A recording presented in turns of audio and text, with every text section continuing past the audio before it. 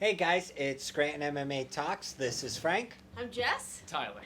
and today we're going to talk about our expectations of a Jiu Jitsu brown belt. Don't know if you know this, but Tyler and I are currently brown belts. Frank's a black You belt. guys are? I guess. Yeah, I didn't know. yeah, you wanted that. But I figured like Tyler and I could bring that like right now in the moment experience, and Frank was all these ranks, so he has the experience of all this, and so just thought that would be a cool little note. Yeah. When did you get your brown belt? Like Was it year and a two, half? two Two? years ago now? I don't know why I asked because I don't know when I got mine. I don't know when I got my black belt. It was probably about. I got mine in 2017? Maybe? I don't think so. I don't know. I think 18. I got my brown like 4 promotionals ago. I So think. 2 Yeah, but see, So- with so the about- lockdown, I Time think just like, oh, the phone's ringing. that's fine. Okay. Can you just unplug it? Like, we just we lift do off answer the- your phone calls, just so you guys know. Yeah, Tony's gonna answer it. Yeah. He has, Shout out to Tony. Shout out Tony. He's never in the videos. He answers the phone. He does a really good job. It's hooked up to his He cell answers phone. the phone. Yeah. He does more than that. It's hooked up to his cell phone, so. Yeah, he'll get it. Yeah. Oh, there he is. He's here. All right. So anyway, first point: a jiu-jitsu brown belt should be able to teach basic and advanced jiu-jitsu techniques. It was unplugged. Yeah, It is. we're just having issues. But anyway, should be able to teach basic and advanced jiu-jitsu techniques. So I think for purple, we said be able to teach basics and understand the advanced stuff. And then at brown, it's like, all right, you understand and can teach almost all of it. There's Yeah. still stuff that I've never taught before. But that doesn't, and I know we talked about it a little bit in purple belt and stuff like that, but when we say teach the advanced techniques, doesn't mean you have to hit it in live rounds. It's impossible to hit every technique jiu-jitsu's ever created, Yeah. right? Mm-hmm. But being able to see a technique broken down and being able to express how to work the technique works to other people is, I think, a skill set by brown belt you should either have or you're developing currently. Yes. And I think with all these ranks, it's like you don't have to have all 5 or 6 points like down pat to get that belt. Like there are times when I think sometimes we give a belt knowing that that person's going to grow into that. Or, it's like when you first start anything, you're not like great at it. So like you're going to build these skills over time. Yes. And being able to like teach somebody something is one of those skills. So. Yeah. Yep. Mm-hmm. Yeah. I think being able to teach these techniques and everything is really important as a brown belt. But more so, understanding the overlying concepts and ideas of how to get to these positions Yeah. will be able to help other people out when you're teaching this stuff. Yeah. I know when I started teaching some more advanced moves, I had to almost reteach myself the move because Yeah. how I would do it, I had to adjust it to make sense for everyone else. And then, just like how you have to do with the one-on-one moves and everything is like Yeah. you try to get all the little details and give everyone your little tidbits of information and tips and tricks with everything. Mm-hmm. It's the same thing. It's just the next level of techniques. Yeah. Yeah. I know teaching has helped me a lot. Like a Yeah. lot. Oh, yeah. I think teaching will really, really help your game increase. You Mhm. know what I mean? Like, you are having to think more about it instead of just muscle memory. Yeah. So when you're able to think why the technique works, then you're no longer looking at the technique A, B, C, D, but more of like concepts and theories. Yeah. It's Yeah. all mushed together. Yeah, I know I do a lot more tape study watching instructionals and stuff like that. Yeah. Now more than ever. Yeah. Me too. Always looking for what's new, what else is going on out there in the jiu-jitsu world, trying to pick up on that stuff, stay relevant, Yeah. keep it all updated. So I'm probably doing a lot more studying now than I ever have. Yeah. Oh yeah.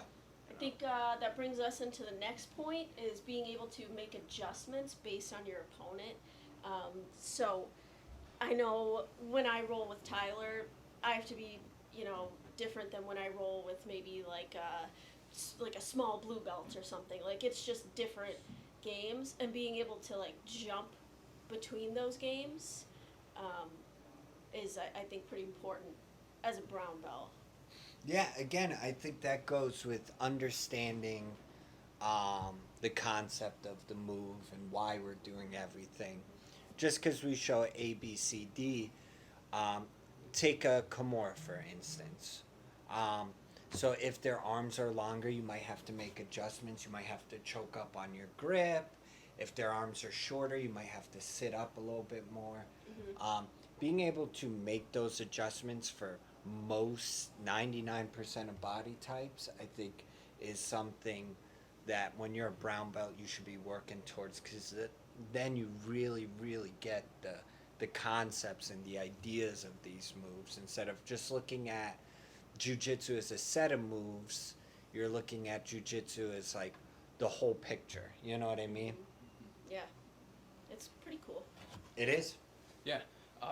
Going back to one of the classes that you were teaching me was last week or whatever with, I think it was Kimura or something. And we practiced the move the way you showed it and everything.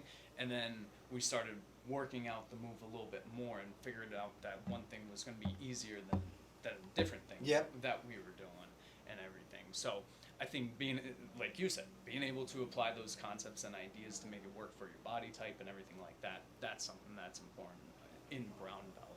Like I know when I started working the body lock pass, it took me I had to do a few repetitions to get the steps of it down, but then I was almost able to like just watch the video, do 2-3 reps, understand like, all right, this is the grip I need, this is the pressure I need, and then I was able to start hitting the pass because I have kind of like all those other concepts and ideas already. Yeah. So I think that is something that is part of brown belt, is being able to apply all of that at once. For sure. Next one is going to be being able to coach other people through their rounds. I just recently feel like I sort of not even mastered it, like just started to get a grasp on it. I think coaching at tournaments is tough. It really is. Yeah. I think Frank is one of the best coaches. Like I don't feel comfortable competing without Frank coaching me.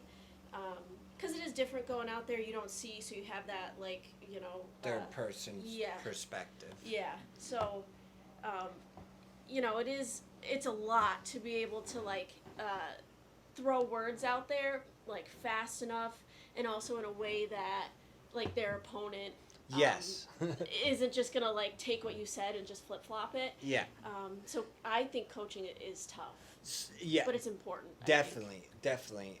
Coaching is one of the toughest things you could do when people are going in a live scenario, because not only do you have to understand what they might be able to do, but you have to understand what they're doing at that moment. Yeah. So if I see Tyler halfway ready for an armbar and just the last thing he needs to do is swing the leg over, I'm not going to yell to Tyler, armbar, because now the top person who might be oblivious to that is going to recognize, oh, bottom person armbar, let me start defending. Yeah. So being able to see not only the opponent, but whoever you're coaching, their movement, and being able to understand, like, oh, I know Tyler knows the armbar's there. So then instead of me saying armbar, I could say, like, go ahead, swing it over. Like, you got it. Like, I think that's something that even takes a bigger, like, it's tougher than just teaching moves. You know what I mean? Yes. Yeah. No, I really don't have anything extra to add to that. I mean, that was good. Well, even like coaching in the gym, right? Like mock matches sometimes, like mock matches this Saturday. When does this come out? Maybe usually? today. Today, tomorrow? Yeah. So today's Thursday, so worst comes worst. Friday, people still hear this for Saturday. mock matches for Jiu Jitsu, 8:30 in the morning, because we have that tournament the following week. But, Yes. Sorry. No, that's good. Mhm. I like it. Good plug. So you're good on that? Yeah, Okay. I don't have too much to add on that one. That That's was good. Okay. Next one, can effectively and efficiently execute their game plan. I think that just goes without saying. You've been doing it for so long. It's just like a little bit easier. I know it's like tough at the beginning. You think like you can't get anything, and it does get better. Like there are times, now not every roll is perfect, not every roll is great. I don't feel great after every single round, but there are some rounds when I'm like I got what I wanted, and it's like a cool feeling. Oh, yeah. Yeah.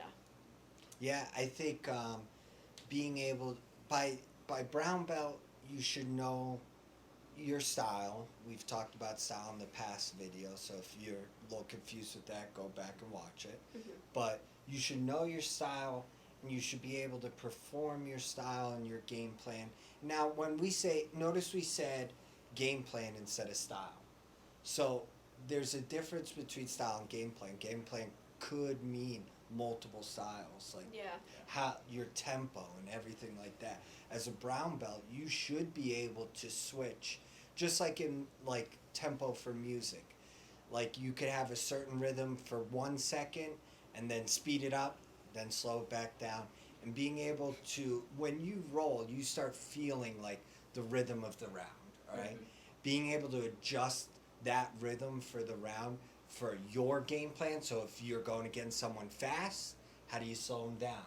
If you're going against someone slow, how do you speed them up? Mhm. And being able to use their weak game plan. So you might say, like Jess is competing, she might try a smash pass, doesn't work. She might try an outside pass, doesn't work. All right, now what's her next style of passing part of her game plan? You know, Yeah. and being able to have that going through the system of like, all right, if this doesn't work, I go to that, I go to this, I go to that. Yeah. You know? Mm-hmm. Yeah, you should almost have more options in the tool belt that you could switch between. So I think that's one thing that makes a brown belt is being able to switch between the styles, right? So like the example you used, inside passes to outside passes, and being able to control, slow down, or speed up a round. You know, whatever you need, you should start to be able to kind of dictate your round a little bit more against your opponent. I think one of the biggest things for me right now is we're thinking about doing IBJJF in November. Mm-hmm. Well, I know you're doing it, right? Are you pretty set? Yeah, I'm pretty set. I'm like Pretty set on 50-50, going. I don't know. So, but I'm like in the mindset of training for it. So at brown belt in no-gi, they're allowing reaping the knee, they're allowing heel hooks, which they never did before, and that's become like part of my game. But in the gi, they don't allow that stuff. So now I have to like dial it back and like go back to working different styles in the gi. So it's been a challenge, but it is fun. You need that sometimes. I always recommend, like, especially if you feel a little stale with your training or your learning, switch up your style. Yeah. You know? Take something away. Like force yourself not to use something. Yeah. Like if you're always throwing arm bars, like stop throwing arm bars and Yeah. just try something else. Last one is being able to answer students' questions. Whether you're an instructor or not, if you have a brown belt around your waist, I think people are going to ask you questions. Yeah, and that they should, by the way. Yeah. So answering questions, you always have to understand how you would do the move, and also understand how the person asking you what would be best for their body type. Mm-hmm. So, for example, I would, if someone's like 250 asks me a question, and someone's 130 pounds asks me a question, I would give what I would do and then maybe adjust it for more of their body type. And that kind of flows into being able to adjust based on your opponent. So as a brown belt, not only do you need to know how to deal with other people's body types, but how whoever asks the question, their body type, what's the most effective and efficient way, which takes a very long time to understand the moves to that degree. Yeah. You know what I mean? Mm-hmm.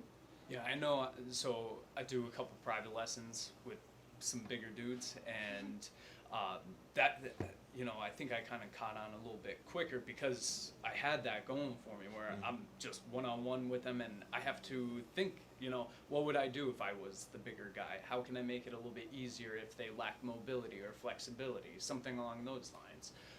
So just being able to adapt it to the person that you're working with, so answering their question to the best of your ability is really important. Yeah, you for know? sure. And I would say too, just a little tip on answering questions. If you don't have an answer right away, I don't think it's wrong to say, let me look at this move, let me get back to you on Yes. something. Oh no, I do that a absolutely lot. not. Absolutely. I'd rather you say that than give like a total wrong answer. Yeah, like a Right. made up Yeah. answer. Sometimes with answering questions, sometimes it is sort of made up on the fly. It is. I would look, if you give me like a new position or a new move, I would look at it. I'd be able to see, all right, this is the weakness for the top bottom person. This is the weakness for, or this is the strength as well. All right, so how do we unwind this? Knowing the concepts of guard passing or guard play or submission or escape, that sort of stuff. Like sometimes it's just a thing that a situation that I've never been in. Yeah. And they'll ask me and I'm like, I don't know, let me put myself in that position and then I see what I would Yeah. do from there. That I have to do. Because there's so Well. many, you get yourself in so many different positions with jiu-jitsu. And Yeah. sometimes it might be a position that it only happens once or once in a while, you Yeah. know? Like, Yeah. but being able to understand and like engineer the position, Engineer. yep, for offense and defense is super important. Yeah, I think it keeps coming back to a certain topic here, and it's just about understanding jiu-jitsu. Yeah. Yep. Yeah. Like at brown belt, you should have a good understanding of how do I move someone, how do I get underneath someone, how do I hit these sweeps effectively, or submission attacks. How do I finish this stuff? And something that I've been working a lot lately has been controlling where the head wants to go. Yeah. So like defending against passes, I've been finding that to be a concept that if the head is here, the legs are probably going to go here to pass me. So if I can move the head, I can Control the generally stop the pass. Yeah. Yeah. So it's about understanding those concepts and ideas and understanding what jiu-jitsu is and what we're trying to accomplish. I think that's kind of really the start of brown belt, and then you Yeah. build into it Yeah. with more years that you put in. Yeah. But I would say that's kind of like that starting point right there. Yeah. I like it. Yeah, I think that's all our topics for today. Yeah. I do have to give a shout out to Zadir. I told you I'd shout you out in the video. Oh, and it's Frank's birthday. Happy birthday. It was birthday, Tyler's. And yesterday was It was Tyler's birthday yesterday. Happy birthday. Happy birthday, everybody. It's like everybody has a birthday in like the last week. It's awesome. Yeah. All right, bye. Bye.